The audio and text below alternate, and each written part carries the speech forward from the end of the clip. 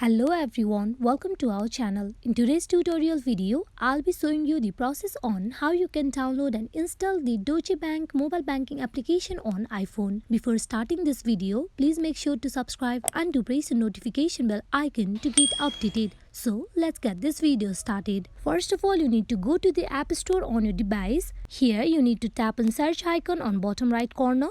You go to the search bar and type in for a Deutsche Bank. Tap on search.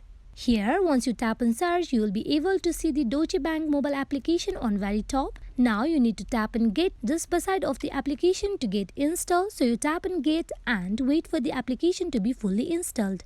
As you can see, the application has been fully installed. Now you can tap in open and go in for using the banking application. Hope this video is fruitful for you all on how you can download and install the Deutsche Bank mobile banking application on iPhone. Thank you.